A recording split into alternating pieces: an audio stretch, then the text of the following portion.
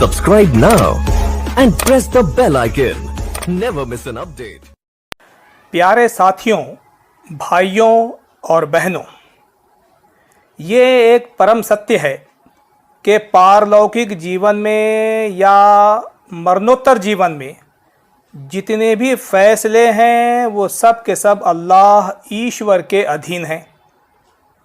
ईश्वर चाहे तो किसी पापी को माफ़ कर दे, अगर वो चाहे तो किसी धार्मिक को सज़ा दे दे, वो चाहे तो किसी को नरक में डाल दे, वो चाहे तो किसी को स्वर्ग में डाल दे।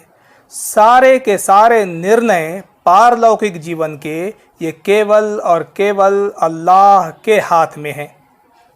अल्लाह ने फैसले इंसानों के अधीन नहीं किए, इसलिए आज इस दुनिया में कोई ये नहीं कह सकता कि कौन नरक में जाने वाला है और कौन स्वर्ग में जाने वाला है, क्योंकि इस निर्णय को या इन फैसलों को अल्लाह ईश्वर ने इंसानों के अधीन किया ही नहीं है।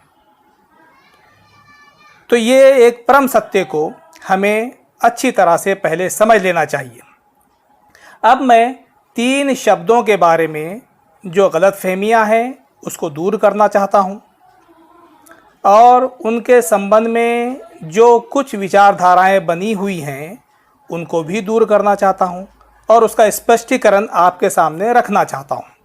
वो 3 शब्द हैं काफिर, मुशरिक और मुनाफिक। आइए इसको समझने की कोशिश करते हैं ताकि गैर समझ दूर हो। सबसे पहले बात करते हैं मुनाफिक की। मुनाफिक का अर्थ होता है पाखंडी या कपटी, जिसकी करनी और कथनी में फ़र्क अंतर हो, जो व्यवहार में अपने आप को अल्लाह पर यकीन करने वाला या ईश्वर पर विश्वास करने वाला, ईमान वाला दिखाता है, लेकिन कर्मों से वो पाखंडी होता है, मन से वो नास्तिक होता है, पापों में संलिप्त होता है, झूठा होता है, वादों को पूरा नहीं करता है, विश्वासघाती होता है। ऐसा शख्स, ऐसा व्यक्ति जिसकी कथनी और करनी में ये फ़र्क हो, उसे मुनाफिक कहते हैं। और मुनाफिक को अल्लाह पसंद नहीं करता और उसको मरणोत्तर जीवन में नरक की अग्नि भोगनी होगी। और कौन मुनाफिक है और किसको नरक की अग्नि भोगनी होगी, ये सारा का सारा निर्णय इंसानों के हाथ में नहीं है, केवल और केवल अल्लाह निर्मिक ईश्वर के हाथ में है। दूसरा शब्द है मुशरिक। मुशरिक शब्द ये शिर्क से बना है। शिर्क का मतलब है साझीदार या शरीक बनाना। जो एक अल्लाह ईश्वर के साथ किसी और को साझीदार बनाता है उसे मुशरिक कहा जाता है।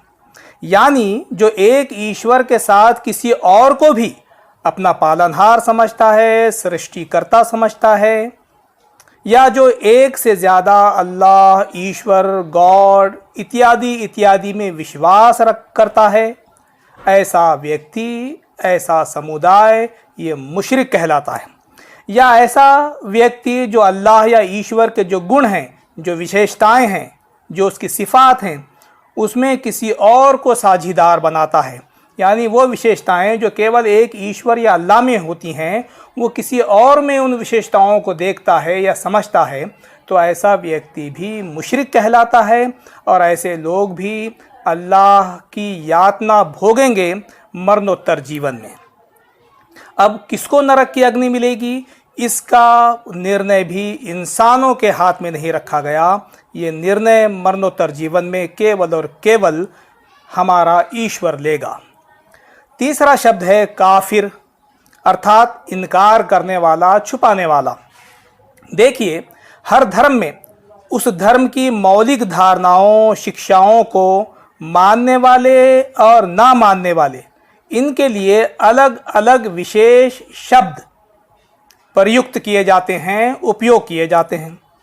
मिसाल के तौर पर सनातन धर्म में उन लोगों के लिए नास्तिक, अनार्य, असभ्य दस्यु, मलिच्छ, शब्द उपयोग किए जाते हैं जो हिंदू धर्म के अनुयायी न हों, जो हिंदू धर्म को न मानने वाले हों। इसी प्रकार काफिर व्याकरण की दृष्टि से एक गुणवाचक संज्ञा है, एक विशेषता है। इसलिए कुरान में उसकी शिक्षाओं को, कुरान की शिक्षाओं को ना मानने वाले को काफिर कहा जाता है। अल्लाह का, पैगंबर मोहम्मद का सल्लल्लाहु अलैहि वसल्लम इनकार करने वालों को काफिर कहा जाता है। सत्य को ना मानने और छुपाने वाले को काफिर कहा जाता है। और काफिर का अंजाम बताया गया है कि ऐसे काफिर जो लोगों को यातना देते हैं, जालिम हैं, अत्याचारी हैं, और जो सत्य को छुपाने वाले हैं, इनकार करने वाले हैं, हठधर्मी हैं, अशांति फैलाने वाले हैं, मानवता को नुकसान पहुंचाने वाले हैं, ऐसे लोगों का अंजाम ये नरक की अग्नि है। और इसका सारा का सारा निर्णय ये अल्लाह के हाथ में है कि वो परलोक जीवन में किसे नरक की अग्नि में झोंकेगा और किसे स्वर्ग में डालेगा। तो इन शब्दों के संबंध में अगर कोई गैर समझ हो तो हमें उसको दूर करना चाहिए, और गैर समझ को दूर करके इस्लाम की, कुरान की स्टडी करके, अध्ययन करके अपना मन बनाना चाहिए, अपने विचार बनाना चाहिए। तो उम्मीद है बात आपके समझ में आई होगी। बहुत बहुत शुक्रिया।